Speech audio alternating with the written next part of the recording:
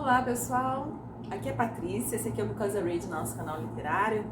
A gente hoje está aqui para conversar sobre uma das minhas autoras queridas do coração. Mas antes da gente começar o nosso bate-papo, vou pedir para você se inscrever no canal, para você não esquecer de deixar seu like se você gostar do nosso conteúdo, de você participar das atividades do Because I Read. Nós temos um perfil no Instagram, com várias resenhas lá, que eu tenho já postado durante alguns anos. Nós temos um grupo bacana no Facebook, fazemos leitura conjunta. Vem participar com a gente. Bom, hoje a gente vai conversar sobre A Hora da Estrela, de Clarice Lispector.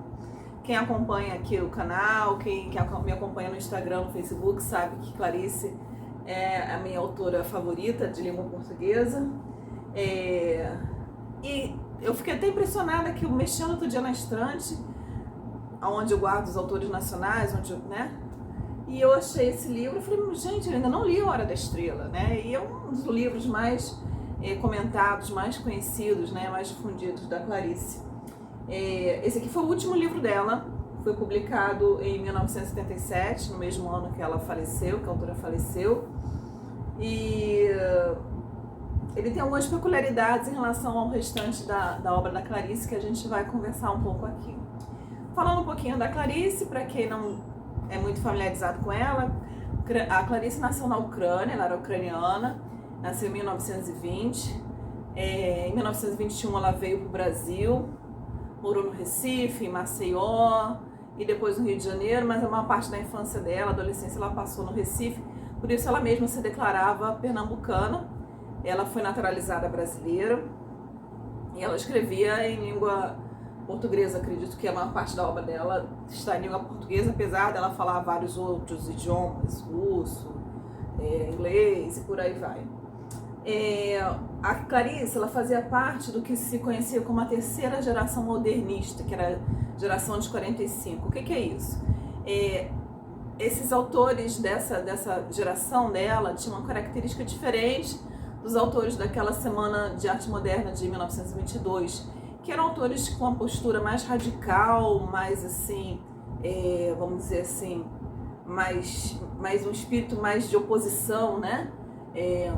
Brigando mais por questões sociais e tudo. E essa geração de 45, que incluía autores tipo Ariano Suassuna, João Guimarães Rosa, Lígia Fagundes Telles, entre outros, eles já tinham umas características assim, mais assim, da inovação ficcional, né, da inovação na narrativa, um regionalismo universal. Eles puxavam um pouco para o simbolismo, para o parnasianismo, que é mais realismo fantástico.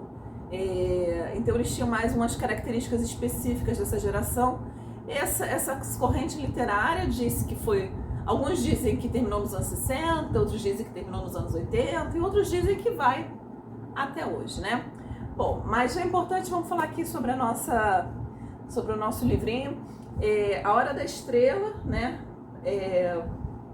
Já é o título que foi dado aqui, mas na verdade a própria autora coloca aqui no início 13 outros títulos para essa mesma obra. Ela coloca assim: A Hora da Estrela, ou A Culpa é Minha, ou Ela que se Arranje, ou O Direito ao Grito, ou Quanto ao Futuro, ou Lamento de um Blue, ou Ela Não Sabe Gritar, ou Uma Sensação de Perda, ou Assovio no Vento Escuro, ou Eu Não Posso Fazer Nada, ou Registro dos Fatos Antecedentes, ou História Lacrimogênica de Cordel, ou Saída Discreta pela Porta dos Fundos, né?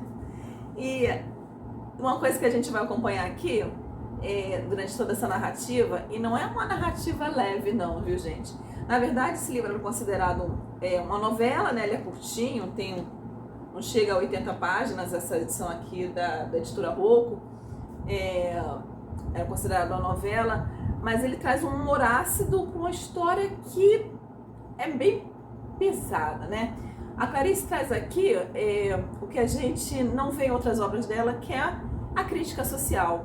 E ela era criticada por isso, pelo trabalho dela não conter esse tipo de temática, né? E aqui você vai ver muito claramente, de uma forma muito direta, né, de crítica social, tanto assim pelo lado da migração, da condição do nordestino, né, das pessoas, mas como também das pessoas mais pobres. Ela vai ter um personagem aqui, a cartomante, a Dona Carlota, que é uma cartomante, mas que já foi uma prostituta e que vive uma situação marginalizada. Quando ela vai contando a história dela, você vê toda aquela condição que induz, que coloca a pessoa para viver dessa determinada forma e se acomodar dentro dessa situação, né? E falando em se acomodar, é isso que a gente vai encontrar aqui na nossa protagonista principal, que é a Macabeia.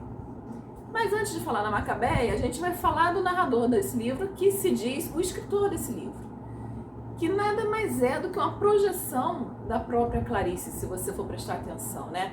Então o narrador desse livro se chama Rodrigo S.M. Ele diz que ele precisa contar essa história, que ele ora fala que é ficcional, ora fala que não, mas ele precisa fazer essa espécie de expurgo, essa catarse de contar a história da Macabeia.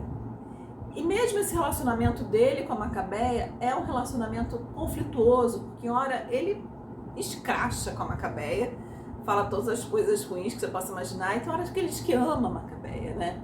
Então o livro é escrito de uma forma de um fluxo de consciência e que a gente, parece que o autor está escrevendo a história enquanto a gente está lendo, né? E ele vai, e ele volta.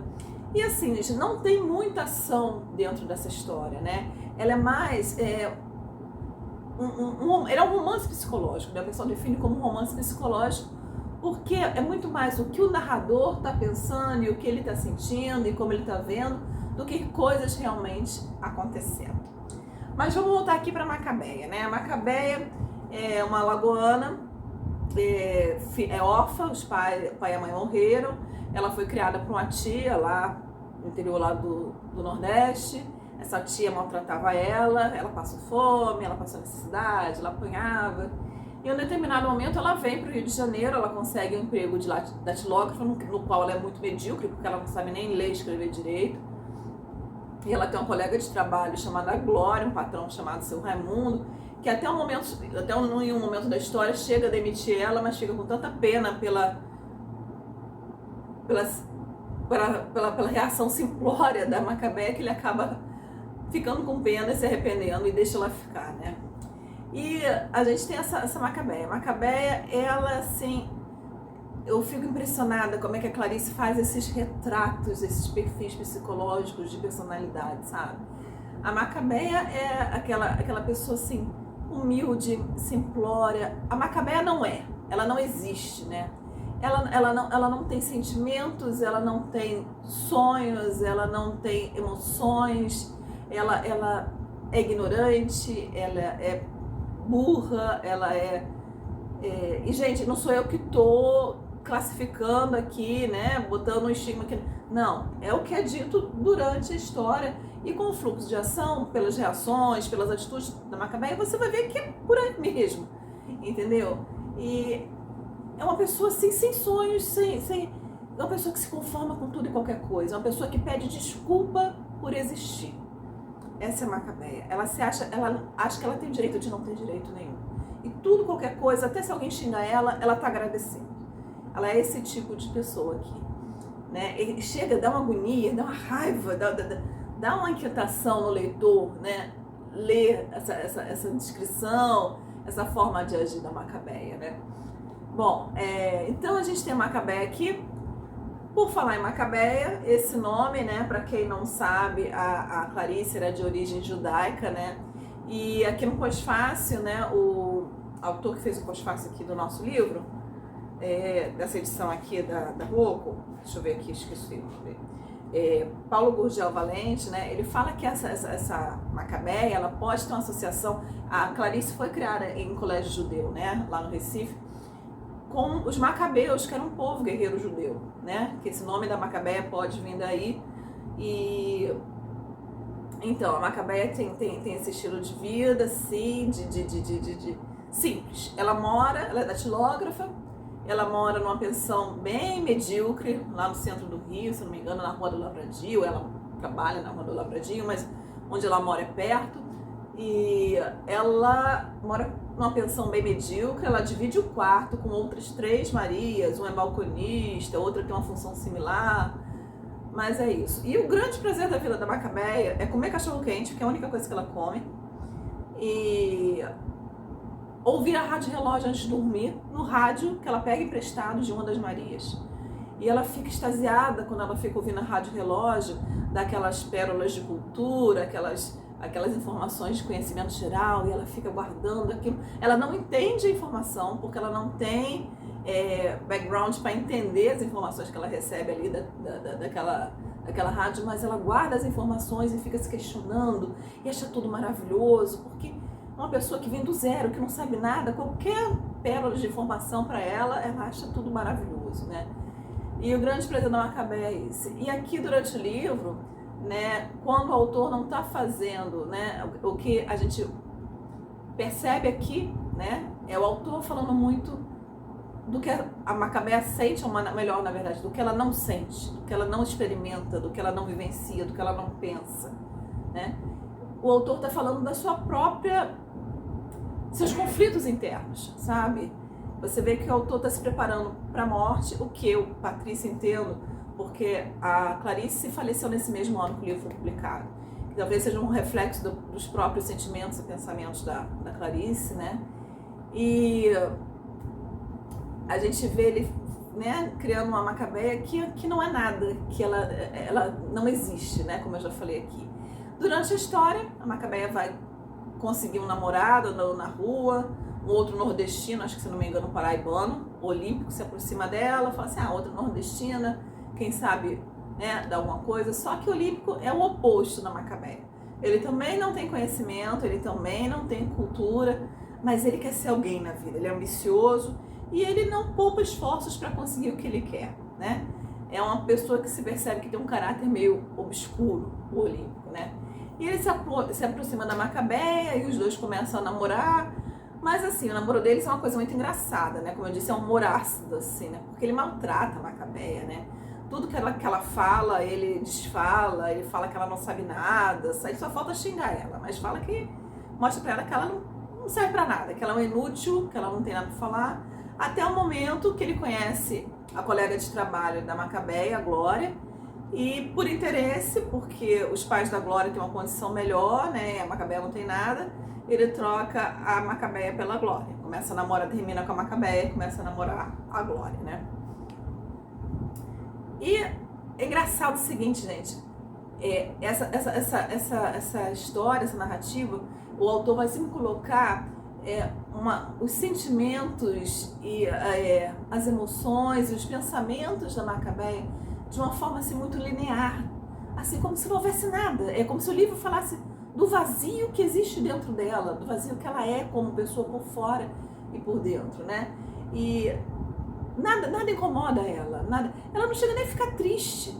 Qualquer coisa, e é engraçado assim, qualquer coisa que provoca uma reação, qualquer tipo de reação, por menor que seja, na Macabeia, que a gente vê entre colchetes assim, explosão. É como se naquele momento, aquela primeira pequena reação fosse uma explosão de sentimentos, porque alguém que vem do nada, tá linear ali no zero, de repente dá um picozinho ali e volta. E sempre que acontece alguma coisa que provoca a mínima reação na Macabeia, a gente tem, entre aspas, assim, explosão. Como eu falei, é um humor ácido aqui, né? E porque é uma crítica social, ela passa fome, a situação da Macabeia é terrível, ela não come nada porque ela não tem dinheiro para se alimentar, ela passa fome, ela é magérrima, ela é pele e osso, né? E sem prospecção de progresso, de desenvolvimento, de evoluir, de carreira, de nada, né? Mas o que eu acho que mais incomoda é ela não se incomodar com isso, ela extremamente, a vida é isso e pronto, entendeu? Ela não tem nenhuma perspectiva, né? E isso, né, a Clarice vai deixando aqui através do narrador, do Rodrigo, muito explícito, né? E aí, num determinado momento, a Glória, né, a colega dela de trabalho, mesmo sentindo o remorso por ter roubado o namorado dela, paga pra ela, fala, não, Macabeia, vai numa cartomante pra você saber o seu futuro, pra saber o que tá esperando, eu tenho certeza que tem alguém melhor pra você, eu te empresto dinheiro, eu já fui nessa cartomante, essa cartomante é maravilhosa. E aqui eu vou dar um adendo seguinte, eu vi numa entrevista da Clarice, a própria Clarice falando, né, que assim, de onde veio a ideia desse livro aqui? A Clarice fala, bom, eu cresci no Nordeste, eu me considero nordestina, né, e eu vi essas pessoas. Eu conheci, eu convivi com essas pessoas aqui, que são as macabeias, né, da vida. E aqui, quando eu vim para o Rio de Janeiro, eu estava visitando, tem a Feira do Nordestino, para quem não sabe, aqui no Rio de Janeiro tem a Feira do Nordestino lá em São Cristóvão. E ela, né, foi pegando aquele sentimento ali do nordestino aqui dentro do Rio de Janeiro, né? Observando, absorvendo aquela atmosfera do nordestino no Rio de Janeiro. E num outro momento, ela, a própria Clarice, foi numa cartomante. E quando saiu da cartomante no táxi, ela teve uma determinada sequência de pensamentos que trouxeram a ideia de escrever esse livro, A Hora da Estrela. Então, a Macabeia vai nessa cartomante, né? E a cartomante fala uma opção de coisas, né, para ela. E ela sai da cartomante assim, se sentindo como se a vida dela estivesse começando de novo. Como se aquele fosse um momento de virada para ela, para a vida dela, né? E aí acontece alguma coisa que justifica esse primeiro título do livro, A Hora da Estrela, né? A hora que a pessoa tem, porque a Macabeia admirava as estrelas de Hollywood, né? As pessoas que aparecem na tela e tudo. Então, vamos dizer, se ela tivesse algum desejo, era de ser uma dessas estrelas, né? E aqui, quando ela sai da cartomante, que já é no final dessa novelinha aqui, é a hora que ela vai ter o momento dela, a hora da estrela, a hora que ela vai chamar a atenção de todo mundo, mas não talvez da forma que ela gostaria, mas da forma que a vida dela direcionou, para que o momento de estrela dela fosse aquele. A maioria das resenhas que vocês vão encontrar por aí desse livro, pelo menos as que eu procurei, eu vi bastante resenha, discussão sobre esse livro. Eu queria entender a opinião dos outros sobre essa história. É uma história complexa, é uma história que vale uma releitura, ou várias, né? As pessoas dão spoiler, porque é uma história muito pequenininha e é complicado você falar dela, né? Já é complicado falar dela sem spoiler é mais complicado ainda. Mas eu não vou dar de mão beijada a história toda pra vocês, não. Vocês vão ter que ler para entender essa Macabeia, para entender esse narrador, o Rodrigo, né? Porque, na verdade, algumas pessoas falam, e eu concordo, que o foco da história, a Macabeia existiu nesse livro exatamente para trazer a crítica social que a Clarice nunca tinha apresentado, né? Para trazer, né, esse questionamento socioeconômico, social, do nordestino, no Rio de Janeiro, da migração, das pessoas marginalizadas que vivem à margem da sociedade nas grandes metrópoles, da inserção dessas pessoas já no mercado de trabalho e por aí vai. Mas talvez o grande foco dessa história seja o próprio Rodrigo, né, que é uma projeção da Clarice, né, aquele momento que a Clarice estava vivenciando. Por isso que a gente fala que isso aqui é meio autobiográfico, né, eu diria que é assim, né, e é uma história, como sempre, Clarice sendo Clarice. A narrativa é feita de uma forma muito peculiar, dela colocar as ideias, dela se expressar. Aqui está uma frase, né, uma citação da Clarice que eu sempre ouvia e eu não sabia onde estava. E, cara, tá aqui, né? Finalmente eu descobri onde é que tá, né? Pensar é um ato, sentir é um fato, né? Então tá aqui nesse livro essa frase aqui da Clarice. É um livro que pede releitura, eu vou em outros momentos reler esse livro de novo, dá para tirar várias coisas daqui, e é uma baita na escritora, né, gente? É uma baita na escritora, para escrever alguma coisa dessa forma aqui que ela escreve esse livro, tem que conhecer muito, tem que ter um dom muito, muito profundo, muito intenso, muito, né, arraigado para a escrita, e essa escrita da Clarice sempre foi muito peculiar. Eu gosto muito disso. Deixa eu ver se eu tô esquecendo de falar alguma coisa para vocês, né? Teve adaptação para o cinema, acho que foi a TV Globo que fez, em 1985, tá? Ele foi lançado em 1977 o livro. Em 1985, acho que a Globo fez uma série, um episódio, um filme mesmo falando da Hora da Estrela. O que mais que a gente tem que falar aqui? Vamos lá.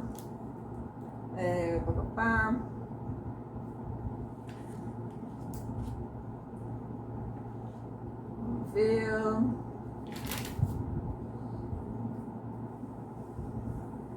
Não é isso, gente. Eu acho que a historinha é essa. O que né, o que mais me cativa aqui, né, é que aqui, como a maioria das coisas que a Clarice escreve, mas aqui tá muito isso, né, a sensação que a Clarice quer passar a história que ela tá escrevendo, assim, que o Rodrigo tá escrevendo, uma coisa intuitiva, assim, quase por um impulso, sabe? Ele precisa, uma catarse, ele precisa expurgar essa história da Macabeia pra fora, e dá aquela sensação que é uma coisa assim, ai, tá acontecendo, mas na verdade, quando você acaba, você fica, nossa, esse livro foi muito planejado, essa história, ela foi muito bem pensada pra se fechar desse jeito, né? É uma coisa muito bem bolada. E é um show de narrativa. É isso, pessoal. Espero que vocês tenham gostado. Eu fiquei devendo pra vocês, essa quinta-feira eu não consegui gravar, porque eu tô trabalhando bastante no meu trabalho que paga as contas. Infelizmente não é com livros. E eu não consegui gravar pra vocês o terceiro vídeo da série do 1001 livros para ler antes de morrer, né? A gente tá aqui conversando sobre os livros que eu já li, que estão citados aqui nesse 1001 livros para ler antes de morrer. Tá faltando o terceiro e último episódio aí dessa série aí. Eu não consegui botar nessa quinta-feira, não subi aqui pro YouTube, mas se Deus quiser, quinta-feira que vem ele vai estar aqui. Eu tô pensando em fazer até um projetinho sobre isso, que eu quero conversar com vocês, quero falar com vocês na próxima quinta-feira. É isso, pessoal. Até a próxima. Não esqueça de deixar o seu like, de se inscrever no canal, de participar aqui conosco do Because I Read. Tchau, tchau.